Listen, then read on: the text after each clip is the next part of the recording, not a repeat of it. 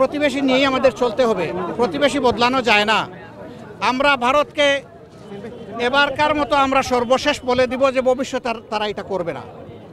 আমরা ধরে নিচ্ছি যে তারা এটা ইন্টেনশনালি করে নাই। যদি তারা ইন্টেনশনালি করে থাকে অথবা আনইনটেনশনালি করে থাকে, ভবিষ্যতে আর এটা করা ঠিক হবে না, চলবে না। যদি তারা আমাদের এই অনুরোধ না মানে, তাহলে স্বাভাবিকভাবে আন্তর্জাতিক কিছু নিয়মকানুন আছে, আমরা তার আশ্রয় নিব ইনশাআল্লাহ, এবং জনগণকে নিয়ে আমরা তার প্রতিবাদ করব। এই মুহূর্তে আমাদের রাজনীতি আর নির্বাচনের না, এখন আমাদের রাজনীতি হচ্ছে বিপন্ন মানুষের পাশে দাঁড়ানো, শহীদ পরিবারের পাশে যাওয়া, যারা আহত হয়েছে তাদের সুচিকিৎসার ব্যবস্থা করা, এবং বন্যায় যে মানুষগুলো এখন কষ্টে আছে তাদের দুর্ভোগের অংশীদার হওয়া। তার পাশাপাশি আইন শৃঙ্খলা পরিস্থিতি রেস্টোর করা।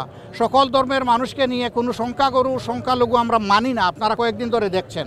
আমাদের পরিষ্কার বার্তা, এই দেশে আল্লাহ যাকেই পয়দা করবেন সে যে কোনো ধর্মের মানুষ হোক, সকলের অধিকার সমান। এখানে কোনো সংখ্যাগুরু নাই, এখানে কোনো সংখ্যালঘু নাই। নেতৃবৃন্দকে হারিয়েছি, আল্লাহ তাআলার দরবারে দোয়া করি জালিমরা যে দর্শক কোনো ফুলফুল ব্যাঙের ছাতা নয়, যে শুয়ে তাদের পায়ে গুলি করে পা বিচ্ছিন্ন করে বসে হাদিসের গাইডলাইনের উপর নির্ভরশীল। কলিজার টুকরা, বুকের ধন, তরুণ ছাত্র এখন বাঁচতেছে, এখন মানুষ পলো দিয়ে সেখান থেকে তাদেরকে ধরেছি। এটি দেশপ্রেমিকের পরিছেন কই আমরা আমাদের ইতিহাস জ্ঞানে তো কখনো দেখি। মাইক বন্ধ করেন।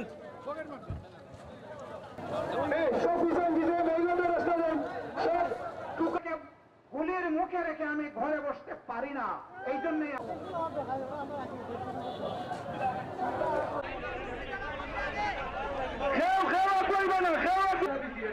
বাড়িতে